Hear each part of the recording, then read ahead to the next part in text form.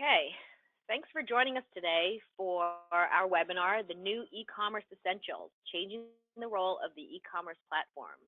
My name is Bernadine Wu, and I'm your host today. I'm the CEO of Fit for Commerce, and I'd like to introduce you to our speakers and run through our agenda today. But before that, just a few housekeeping items. We are recording this webinar, and as a registrant, you will be able to get a recording.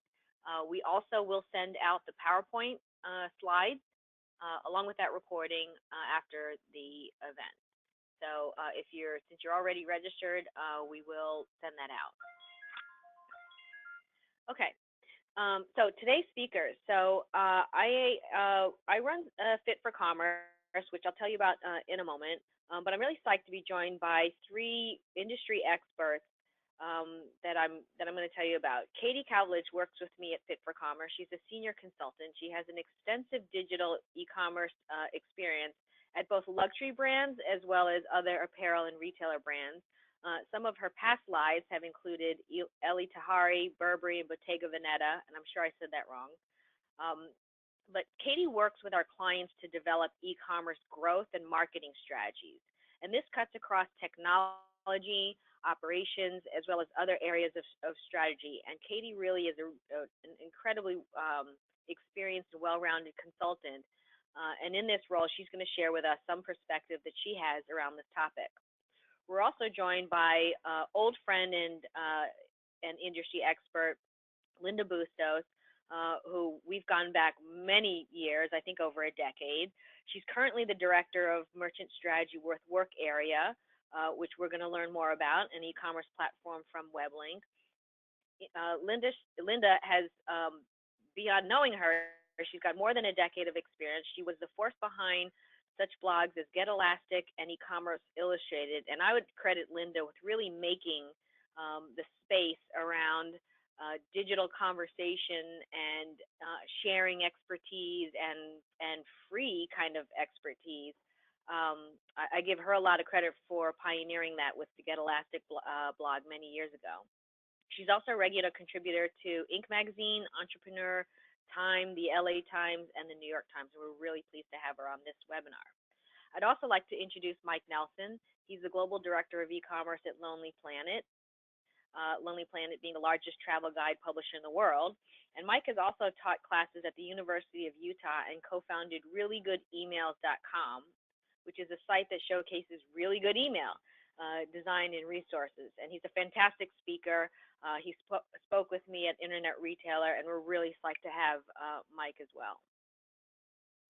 So we are going to talk through what we view as some key digital commerce trends, especially as it relates to organization and the ecosystem. Digital platform capabilities. How do we do more with less? You know, many of us have fixed budgets or limited budgets, or we're being challenged by management and ownership to do more with what we have. And for many of us, we've also been through lots of technology investment, organizational investment, other process and tools investment. And we're always looking for that edge and how do we do more without necessarily spending a lot more money. And then we're really psyched to hear more from Mike around Lonely Planet and how he's organized his team to be a high-performing team in a multidisciplinary world. And then we will hopefully have time for Q&A. At any point during the webinar, you can type in your question, and I will facilitate that towards the end, unless there's something that's sort of pertinent during the period. So let's get started first with the poll here. Oh, sorry. Should introduce Fit for Commerce for those of you that don't know us already. We're a boutique consultancy. We are founded on the basis of helping our clients make smarter investment decisions.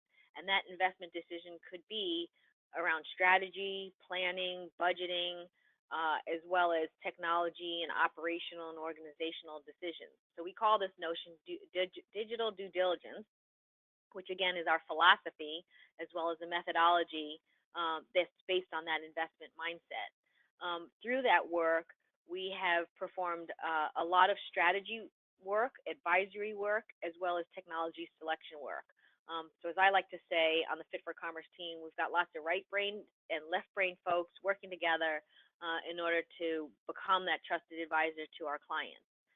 We also run a recruiting practice where we're often finding that strategic or senior talent that aligns with one's digital strategy or digital plans. We also run a website called ecommerceknowhow.com. This is our way of bringing best practices and expert advice to the market.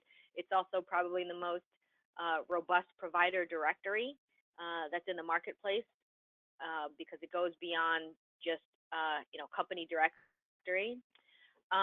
We also are proud to run the NRF Omnichannel Retail Index. This is the official benchmarking study done by the NRF yearly.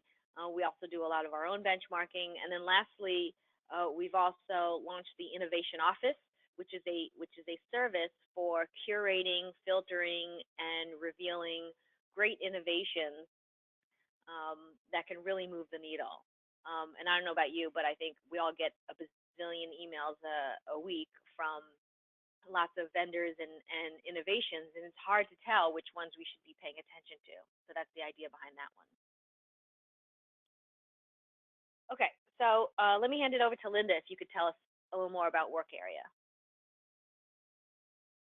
Thanks, Bernardine. Well, Work Area is a modern e-commerce platform that's the product of WebLink's 20+ years in the commerce space.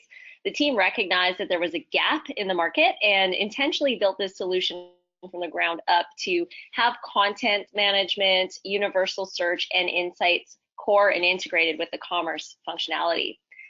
So because these core components are integrated, business users and e-commerce teams can really just free themselves up from reliance on IT and take a lot more control of front-end experience, merchandising, and other site updates internally, and really get a lot more done with less resources. Terrific, thanks. And we're going to hear more about that later on. But let's first see who's in the audience here with a quick poll. The question is, as the market shifts from e-commerce to digital commerce, how important is digital transformation to your company? So as the market shifts from e-commerce, meaning a focus on just the website and selling through the website, to a broader sort of digital commerce view or vantage, how important is digital transformation to your company? So just select which one, and we should be able to show. Okay, so not surprisingly, more than a majority feel this is very important. 20% or close to 20% somewhat important, and then not very important at all. But no one, I don't think, saying not important at all or don't consider this a benefit. And I think that the key words here is digital transformation. A lot of times when I talk with retailers in the marketplace, what folks are looking for is going beyond, incremental changes or organic growth. And what they're looking for are step functions or major shifts. I've heard many of you say, we've got to switch to a mobile first mindset. And now probably more so a digital first mindset. And what I'm hearing is that it permeates not just the, specific technology decision one has to make, or shifting budget dollars from one program to another, but really rethinking the entire digital program, from where are we spending money on the P&L, to where are we focusing our folks, to what kind of talent do we have on the team, to how are we managing up all the way to ownership, and how are we enabling our teams to make this transformation something that is that is part of the entirety, not something that is being done to them. So in this survey here, this is from Couchbase, as cited in eMarketer. The question is, what of these benefits are very important, somewhat important, et cetera? Some of the same answers. And it's not surprising that improving customer experience is a top driver of digital transformation. But what I found heartening is that there are quite a number of other areas that are being cited here, like creating the service and experience that stand out from the competition. Okay, that kind of goes hand in hand with improving the customer experience. But improving the end users in the business, reaching more customers over more channels, right? So going beyond e-commerce, increasing the profitability of services and products. So we now are, I mean, not that we weren't focused on profitability before, but ever more so. Profitability is really more of an objective in the shorter term, with a shorter term view, and that's of course not unrelated to the market competitiveness and Amazon and so on. Bringing new services and products to market faster, so that ability to get products, load them, publish them, romance them online, and really work the customer journey online is even more important. And that is tied, I think, to making internal processes, whether that's supply chain, technology, finance, HR, et cetera, more efficient, so that we can get to the right products, we can get products online as fast as we can, and we can create the experiences and romance them in a way that does convert and increase AOV. So with that as background and this importance, I'm going to hand things over to Katie, who's going to take us through what we view as some important digital commerce trends. Great, thank you, Bernadine.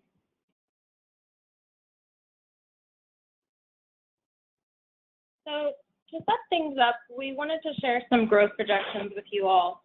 The 8 Group is a global research company that compiles data from several government agencies, and they predict digital commerce sales in North America will grow to more than $715 billion in the next 3 years, which represents a growth rate of about 34% from this year, 2017. And while desktop shopping is expected to level off at approximately $350 billion, mobile commerce continues to see a significant growth trajectory, representing approximately 44% of sales by the year 2020. Now, if you recall back to the early days of online commerce in the 90s and early 2000s, platforms were basic web catalogs with simple shopping carts. As you see here, there are a number of critical capabilities that are necessary as best practice in digital commerce platforms today. Widespread adoption of e-commerce, initially in the B2C, but more recently in the B2B space, places huge demands on companies to add features and functionalities to meet sophisticated customer expectations today. There are a number of functions a platform must provide, and there will be even more tomorrow. This explosive rate of change, which combined with the degree of complexity in the space, makes it difficult and challenging for brands to deliver relevant and valuable digital presence today. As technology and digital commerce platform the technology and digital commerce platform is just part of the equation, however. A successful business requires a number of additional capabilities in order to compete in today's market. Customers truly expect an engaging and seamless personalized experience. However, keeping those customers engaged with fresh and relevant experience requires orchestrating many complex and interdependent parts.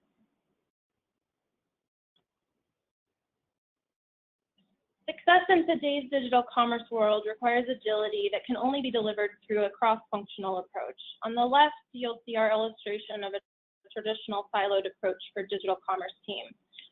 However, digital commerce demands a cross-functional team of contributors working collaboratively and in alignment to plan, produce, manage, and curate the digital customer experience. So rather than limit team members into one functional area, such as merchandising, digital marketing, or analytics, organizations should really consider the benefits of implementing a multidisciplined and cross-functional team structure. This structure will create a flatter hierarchy, which then fosters more collaboration across the team and therefore supports effective communication, which enables the team to deliver ideas more quickly to market. Then, as staff evolves into multidisciplinary roles, so must the KPIs used for each role. KPIs must be aligned across functions and team members in order to support a cohesive shopping experience.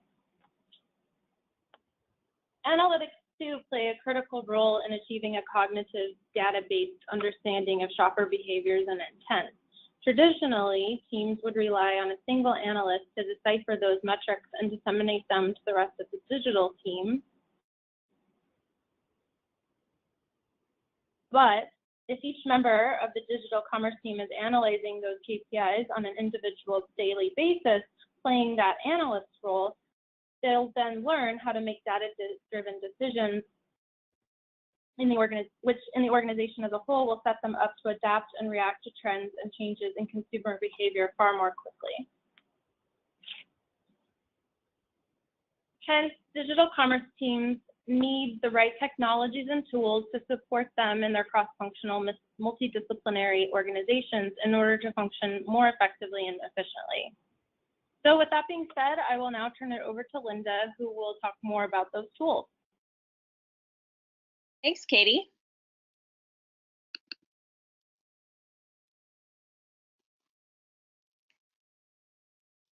So when we talk about e-commerce strategies and making data-driven decisions and moving quickly from ideation to execution, this all sounds great in the war room, but the reality is many commerce teams are constrained by their own bottlenecks. So there's really only so much that you can eke through any given team's digital resources, IT backlog, budget, and even sometimes the limitations of the platform itself. So when you can build pages and layouts daily and make all updates to your site without IT intervention and without having to farm out routine updates to partners and other development, your lean team becomes empowered to own the experience and make updates as frequently as you want to, and also have the ability to pivot and be responsive to real-time events. And we know that this holiday season is coming up really fast. It's basically tomorrow. All you have to do today is forecast based on data from last year, and that's kind of risky because making merchandising decisions now before the ball is really in play and the holiday season has started is not the modern way to do e-commerce. So as the weather gets colder, many teams are bracing for that holiday code freeze. IT wants to lock down your system so that it can stay stable, but there's only a certain amount of backlog that IT can handle between now and Black Friday. So merchandisers and marketers really need to prioritize, and sometimes that means sacrificing what you really want to do. And that leaves you making guesses. So well in advance of your most important time of year, which depending on your business, that might be Christmas or whenever your seasonal spike happens. You really want to make sure you can maximize your site capabilities and make changes when it matters most. And of course, data is really important for making real-time decisions. So when you have access to inline data, you might be able to see that this week's trending items are something that you didn't predict as a merchandising team. And you want to still remain flexible and have the capability to be responsive to these real-time data, real-time insights. So one example is you might have a social media influencer who mentions a certain product or a product type that she loves, and now your site searches are blowing up.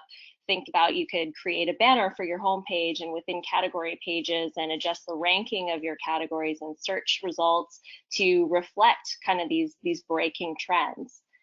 Another example is if your competitor just sends out an email, and you should be monitoring your competitors' emails and promotions, but if they launched kind of an unexpected sale event and you want to match or beat that, with a lot of e-commerce platforms, it just takes a lot of time lag and cost and overhead of process to make changes and updates to the site. So being able to do that nimbly and within the realm of the e-commerce team itself and alone is really powerful.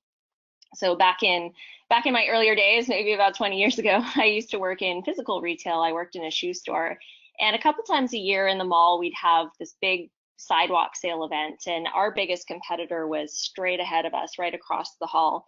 So all we really needed to do to stay competitive during that hot season was literally just walk across the hall, check out what was on their table. Within 5 minutes, we were in the back stock room with our pricing guns, making changes and rearranging the front table, the first touch point that customers see when they approach it. We were able to make those changes really fast. And the digital world should be as nimble, if not more nimble, being able to use data and making changes quickly than the physical world. So that comes to, being able to make those changes quickly. What if you could forget the staging and the outside build process altogether? So staging is really a developer term. It's the old way to do commerce. It is necessary if your commerce platform requires, hand coding or those type of development changes to make front end changes. You can't rapidly deploy or schedule releases if they have to be built onto a separate domain and then migrated back over. And that's really just too much work for nimble teams, and it doesn't have to be this hard. So with Work Area, the philosophy is that site updates can be previewed within the application. They can be tested and make sure everything's okay by the user team, can be built by the user team, and also scheduled with a start and end date in advance. Because we do live in a time of instant publishing, that is our culture now. Think of Instagram. If every time you wanted to post a selfie, or maybe your lunch or something really cool happening in the moment, if you had to take a photo and then call your web guy or your systems integrator, get a quote, wait until they have time within their backlog, and then get it posted, you've lost some of those micro moments and real-time opportunities. So from the perspective of the team, when you can quickly and easily create and publish the kind of content that you want, you can increase your volume of making content, and this actually frees you up and gives you greater ability to do things like A/B testing so that you can actually validate and learn what content and what offers are working on your site. And again, doing this more quickly and nimbly in real time, because with content and merchandising, it's very seasonal and you do want to move quickly. So when commerce, content, insights, and even A/B testing functionality is built together within one application, there's no more fiddling with extra JavaScript tags. You can set up a test in a third-party tool, but you can also do it within Work Area and implement everything. And it just really streamlines your process and gives lean teams ways to optimize faster and more effectively. And most e-commerce platforms do use an external A/B testing tool, and those external tools can't always do some of the really cool and effective stuff that really moves the needle on conversion rates. So here's one example. These are two presentations of products within the same dress category. And just at a glance, you can see, different styles, different color story. This really affects the first impression that a customer has when they come to a site. And you can't sell and convert and get someone through the checkout unless up the funnel they are finding products that they like and that they click through to. So as a merchandiser, being able to say, hey, let's look at different ways that we can present products within a category or even a search term. If you have it ranked by new arrivals or best selling by default, you might want to test that against taking a different merchandising strategy. And especially during the holiday time, if you're looking at real-time data and you're seeing certain trends and searches and product selling, you can go back in and make those quick updates within the admin area and even A/B test to quantify the difference between ranking products within a category list one way or another way. And that's really a game changer. So when you think of even something like social media management, Hootsuite and products like it were built to kind of fill a need because the existing process was really painful. You would have to have multiple browsers open because you can't be logged into 2 Facebook accounts or 2 Twitter accounts within the same browser, and data lived in one place, and if you wanted to schedule something, you literally had to be there at your browser or within your application. And so tools that came around to streamline and connect things together and give that one social media manager or a small team the ability to coordinate workflows and write things in advance and schedule them and not have to worry about things really changed the game. And now there's no social marketer on earth that would dream of doing things manually. It's really like boiling one grain of rice at a time. And that's the same thing with commerce because, with all respect to social marketers, they aren't responsible for what an e-commerce team is riding on their shoulders for revenue and conversion. All the more the e-commerce team needs to be able to work with nimble tools and be able to get a lot more done and get it done more seamlessly. So when core essentials like content, insights, and universal search all live together, with the commerce platform. It just really helps this happen. And then, of course, the key piece here is having a unified admin area. So without relying on anyone outside of the commerce team, this really empowers the team to work cross-functionally, to work nimbly, and make site updates without potentially impacting code. So IT has its place no matter what. So IT might be working on, back-end changes and the actual extending the platform, and you don't want to have day-to-day merchandising and front-end UI changes potentially impacting their activities. So this adds a degree of being able to work really fast, but also maintaining the integrity of your platform as a whole. And also ensuring that customers always have a great front-end experience, because we always know, if something happens, if there's a bug, sometimes it's customers who discover those bugs first, and you don't want to wait till someone is calling your customer support or making complaints before you realize that something went wrong. So all those things together make, a product like Workarea really successful for teams. And finally, with Native Site Planner, you can run your e-commerce workflows in a modern and frictionless way. Again, you can set things up in advance. You can preview things within your environment, schedule updates, forget staging. But you can also keep track of your workflows between team members, and this is really important. You want to have an audit trail. You want to have the right safeguards in place. You want notifications that are happening when something's been missed, right? Imagine if you could log in on a dashboard and the application is telling you, hey, you forgot a tag over here, or these products need to be assigned to categories or something like that. Those type of workflow tools can really help you identify problems that you didn't even know that were there. And with that, I'm going to hand it off to Mike Nelson from Lonely Planet to talk about efficient, high-performing, and multidisciplinary teams. Awesome. Thanks, Linda. So you may be coming into this webinar thinking, all right, there's some good tools here, there's some good things to use. Today, what I'm going to talk about is more how we built our team and how our team structured around the technology that we have at hand. And to understand a little bit about our culture, I just want to talk about where the company came from. If you aren't familiar with Lonely Planet, we make guidebooks. And in 1973, we were founded by Tony and Maureen Wheeler, who were two lovebirds who fell in love in London. And they decided, hey, how about we just go and live in Australia? And on the way there, we'll drive through Europe and Middle East and Asia, and we'll just make a good trip of it. And when we land in Australia, then we can go ahead and start our real lives. And what they realized was that in Australia, that all their friends were super excited about this journey that they took.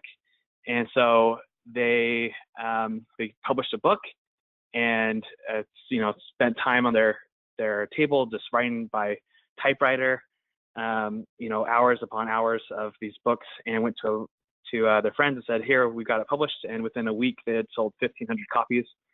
And they said, hey, it looks like we can do this as a full-time gig. So there's a picture of Tony and Maureen. It's lagging a little bit.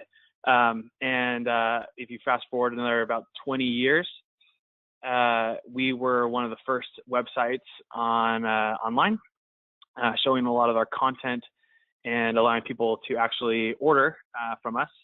So they could, you look at the left-hand side, you have your online order form, but you couldn't take any transactions during those times in the 90s.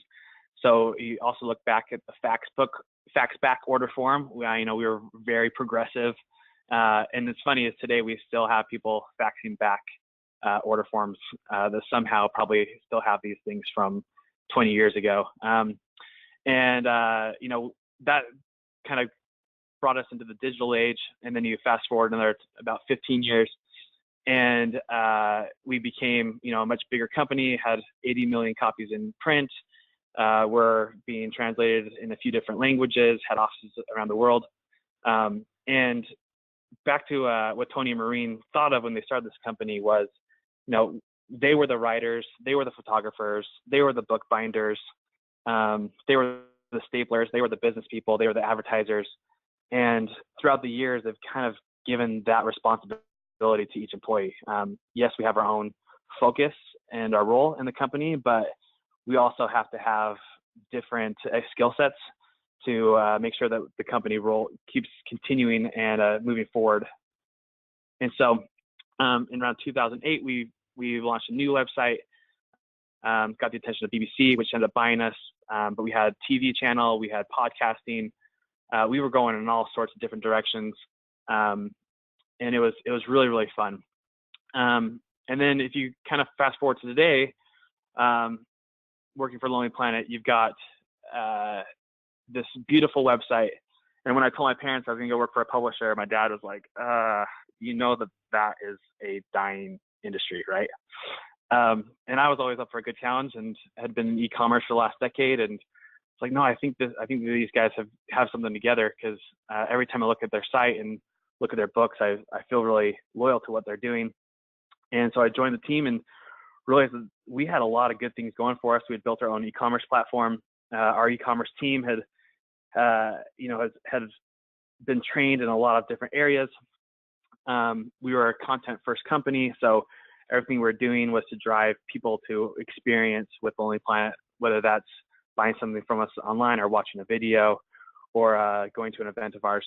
So I came in and I looked at the structure of the team, and I realized, man, we got some good assets here. And like we saw a slide earlier, a lot of the stuff that e-commerce does is in the center or the focal point of the rest of the business. So you have your corporate entity and your retail entity and lonelyplanet.com as a whole. These are all kind of groups as of employees throughout the world that work on certain things. We don't have our CFO who's coding things for us in e-commerce, but we do have multiple meetings with him to get his perspective, or we don't necessarily know what the books are going to be produced in the next year or two, but we have a nice schedule coming to us, and we can plan and merchandise ahead of time. And likewise, we don't know what the apps are that the development team is going to be launching, but they're all speaking to us and telling us what could happen and how we can work together. And each one of these groups has their own role in the company to make sure that we move forward and we're profitable and we drive lots of revenues. But as the e-commerce team, we're very small. We're in the single digits of employees who run this global presence for the company. And so we have to have a lot of skills and be disciplined in a lot of different areas. And we need to be able to communicate really effectively with all these different groups to make sure that we're working together and not being siloed. So what that means is we have different kind of, I've mentioned there, shop operations, customer service, and affiliate marketing are kind of the three that we work as a team towards, but all of that goes through every single group and comes back to us to get some input in how we're doing. So as an employee, you're probably thinking, okay, so yeah, they probably hire a customer service rep, and then they probably hired a merchandiser, and then they probably hired a digital marketing guy, and that's a great team, and they work together, and they're just going out and doing. But really, what we have is each one of us is a digital marketer, each one of us is a customer service rep, each one of us is a merchandiser, and we focus on our markets, but we can do pretty much anything we want. If I want to find out how many books have been sold of a certain title 3 weeks ago, I go into analytics. I know this. I know where to find it, and new hires are trained where to find those things. If I want to go online and rearrange where a title is positioned in the rankings, I can go ahead and do that. I can launch new products. I can launch new promotions. I can switch around inventory amounts between our different warehouses. And that's something that as a team, we can just, no matter what time zone we're on, or if it's a weekend or whatever, we can go in and we can do it and move really quickly. And that's something that keeps us really efficient, because we're not tied down to kind of the red tape of the other groups that are tied down to. We can really move really fast. And so this next slide is talking about our KPIs and what we look towards as we work as a team. So each one of us is skilled in all of these, but we have a point person who kind of takes the lead in each of these. So as we look at traffic, we look at our traffic trends. Where are the people coming from? What are the products that are being viewed? What's the velocity of those products being purchased? And what are some affiliates or other digital marketing resources or referrals paths that we're coming from?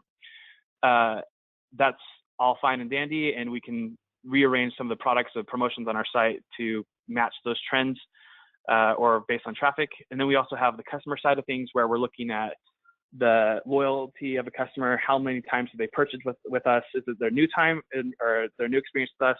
So we give them a coupon code. Are we launching that coupon code on the site, or are we giving them an email? All those decisions are being made kind of individually, but also as a team, so that we aren't fragmented and doing different things in different markets.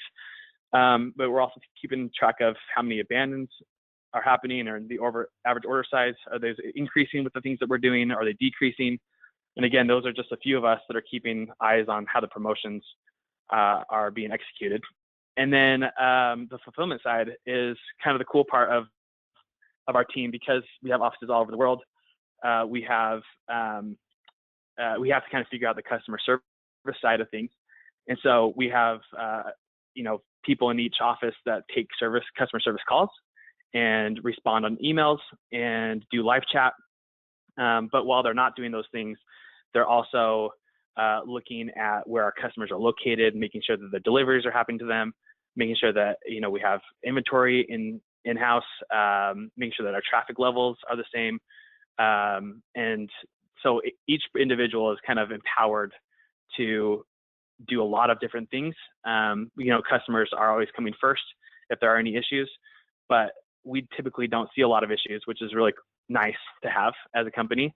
And so it gives us a lot of extra time to A/B test or launch new campaigns or do different content strategies, work with different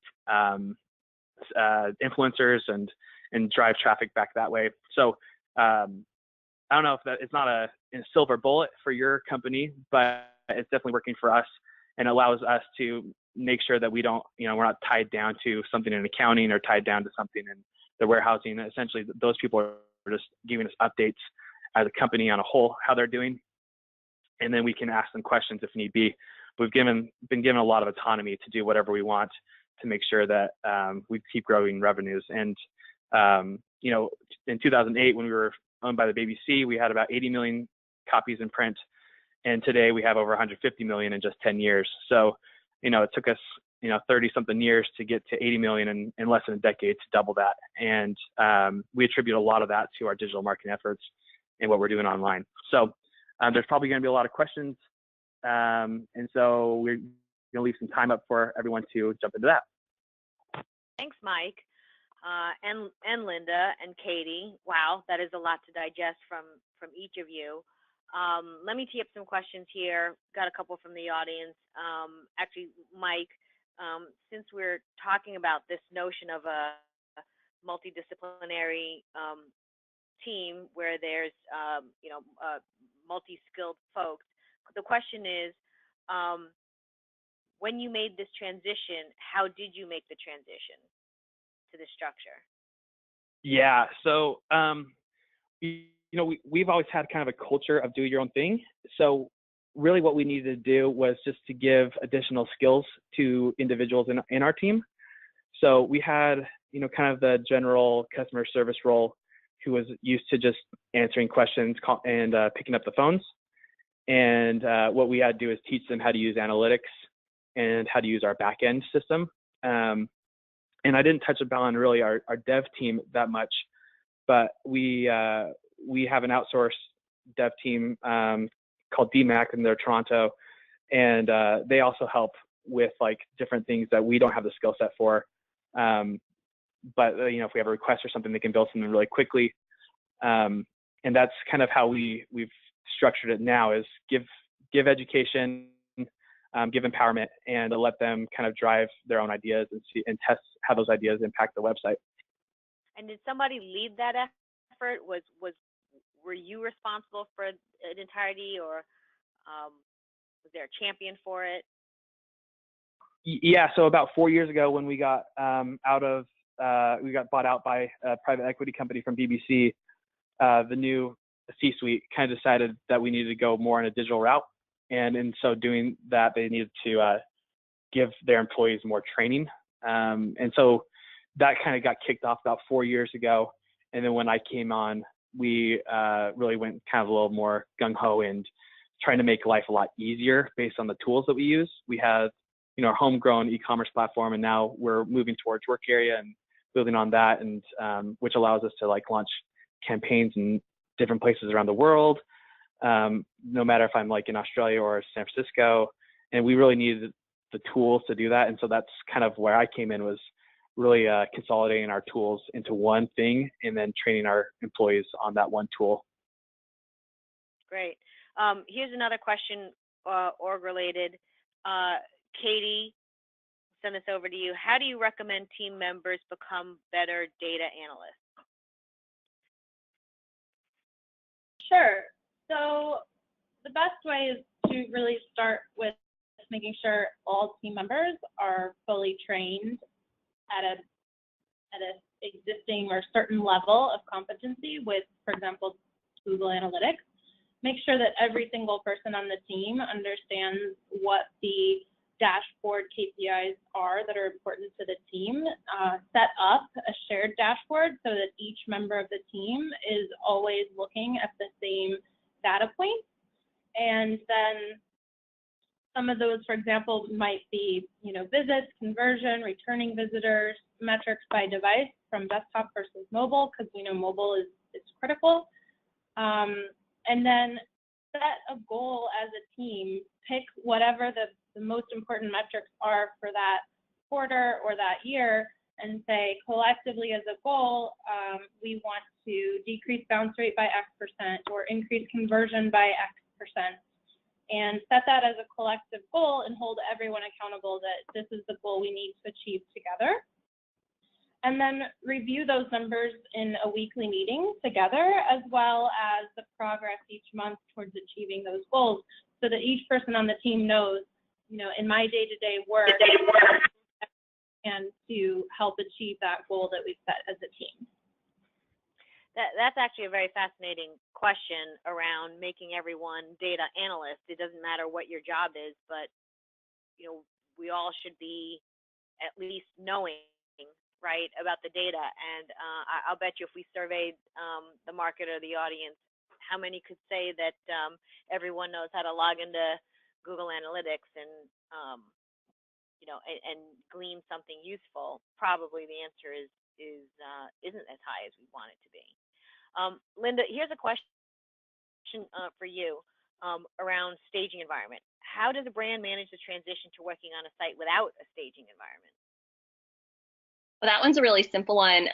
It's just that you don't need it anymore. So it's kind of like if you have a VHS recorder and you wanted to, record your favorite sporting events or something like that, you think about the days when you had to be home to be there to watch it. And then we had VCRs, and now we have, ways that you can even use your mobile phone and voice command and turn something on and off. It's just a progression where the old way falls away and you just don't do it anymore.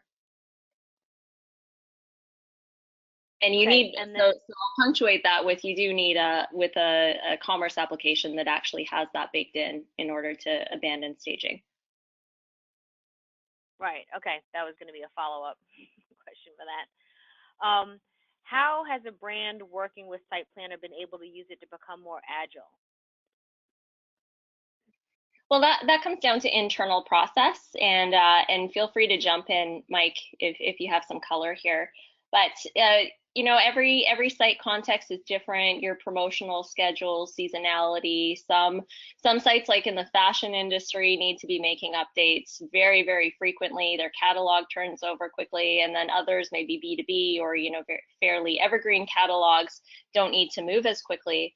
So it really comes down to your overall marketing and merchandising strategy and what pieces need to be updated. But when it comes to being able to set up any update that you're doing, whether it's a banner or adding new pages or adding new sections, creating new categories, or changing pieces of functionality, that you can do within the CMS and within the actual administration area, then a lot of these things with some earlier forms of platforms. So this webinar being talking about the new ways to think of e-commerce platforms, just by nature of the way that platforms were architected, certain things needed to be done through external help or developer help. And if you're a lean team that doesn't necessarily have IT in-house, then that creates a dependency on your partner or on external consultants and support. So, you know, just moving forward as e-commerce evolves, this needs to come in-house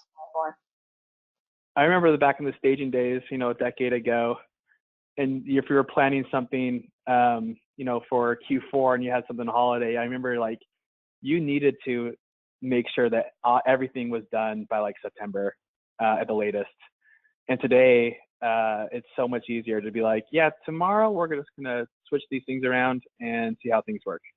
Like it's way different. And from a travel kind of book that we have, or travel industry, we ebb and flow based on the travel trends and also the markets we're in. So our Australia customers are going to be traveling to different places at different times than our US customers are going to be traveling. And so we needed to have something that would match each market and allow them to kind of do their own merchandising and own strategy, even though it's the same platform. Mike, actually, there's a question that's related to that here. Is each team member responsible for a specific market, i.e. geographic market, or other defined market? Yeah, so the way that we work it is you're kind of assigned to the market that you are in.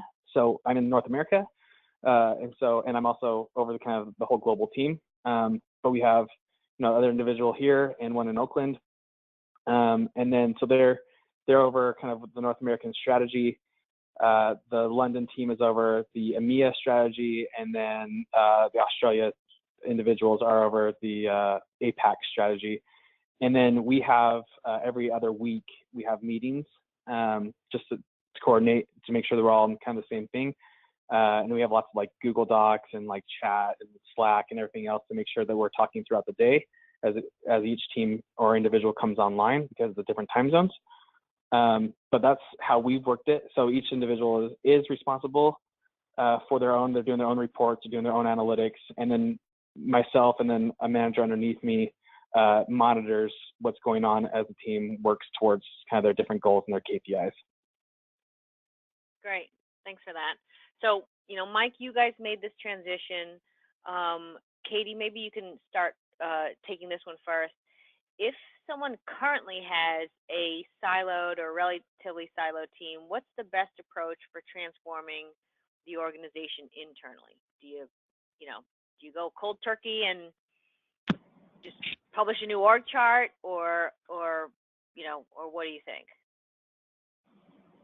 So I think what probably would work most for some organizations is a blended approach, starting out by cross-training team members together who may ideally benefit from working more collaboratively together. For example, taking the digital marketing manager and maybe your graphic designer that's creating all of the site content and educating them on each other's role and how it's very interdependent and what they specifically do on a day-to-day basis, such as educating the graphic designer on metrics that are important to creating a successful email campaign. And of course, there's dozens of email campaigns. So, you know, what works well for a weekly email blast probably doesn't work so well for a re-engagement campaign. And making sure that you set goals for metrics on those action items. For example, maybe the goal for those two people together is to improve email open rate by a certain percent, or improve revenue generated by email campaign. And so that, you know, the designer is both responsible for helping achieve that revenue goal or that, KPI achievement, and not just, there to create a pretty campaign. And then at the same time, the marketing manager also has to understand the different nuances of that graphic designer, making sure that they get all the the materials delivered, all of the requirements, so that when that designer sits down, they can work and be most effective. So I would say that's one place to start, but then at the same time, there's a natural amount of turnover that generally happens over the course of a year or so. So with each new team member that joins the team, make sure you're looking for someone who is capable and able to have a cross-disciplinary approach to their role, particularly someone who is adept at analyzing and distilling actionable steps from data. Great. Anything Mike or Linda want to add to that? I think you got that one. Yeah, I agree. Okay. All right. So wrapping up, let me just turn to mobile. And maybe I'll put this question out to each of the three of you. How does mobile factor into each of the areas that you talked about in terms of, you know, was that a factor in terms of the organization?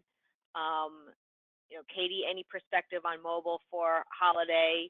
And then Linda, also from a work area perspective. So you want me to go first? Sure. Okay. For mobile, for us, mobile is kind of the first thing. So if you walk past a designer's desktop and they're building something in InVision or Illustrator or whatever, they're always designing for mobile. More of our traffic is coming through via mobile than desktop, and our apps have been downloaded more than a couple million times. And so we believe that people are going to be taking us on the go, and we needed to match that experience. And that's one reason why we're redoing our e-commerce platform right now, is that it's not really mobile friendly, and we're really hurting ourselves in that front.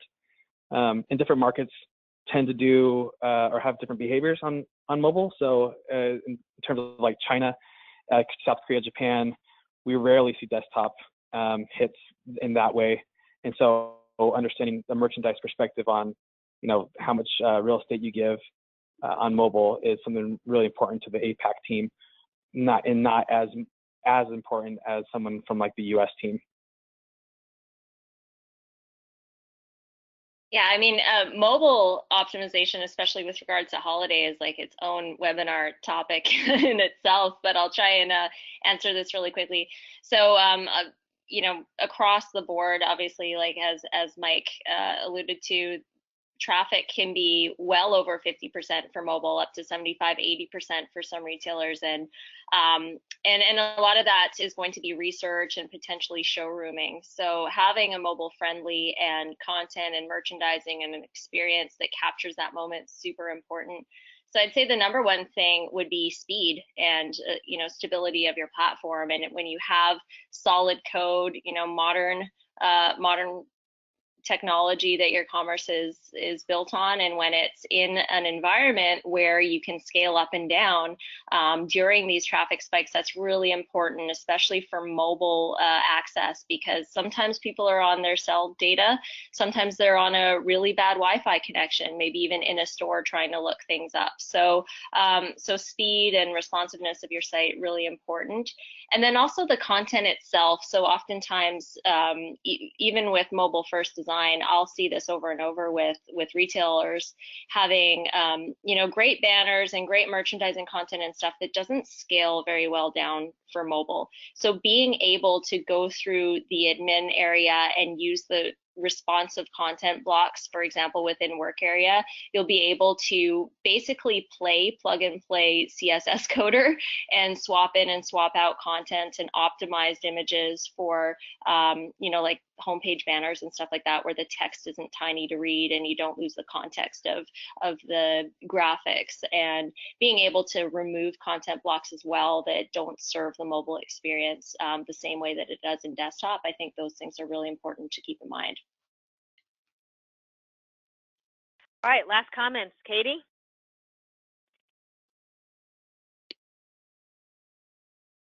No, I'm sorry, I don't have anything else to add.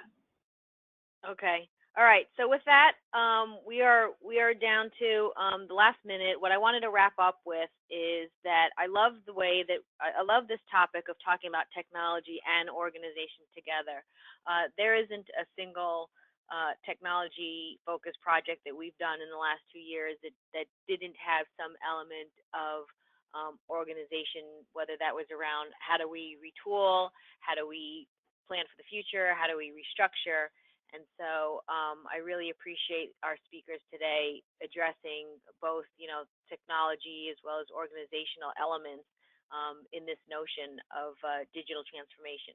So up on your screen, you see our latest annual report called From Idea to Doorstep. It's got trends and best practices that go all the way from product ideation to all the way to your doorstep, meaning delivery of a product. So I invite you to download that report. WebLink is also a sponsor within that. If you've got any further questions, please email me at marketing@fitforcommerce.com. I do want to acknowledge that there was one question about Shopify, and we will follow up with that separately. And any other questions that didn't get answered. But I think we got to most of them. I want to thank our speakers. I want to thank all of you for joining us today, and I hope to see you on the next webinar. Have a great afternoon, everyone.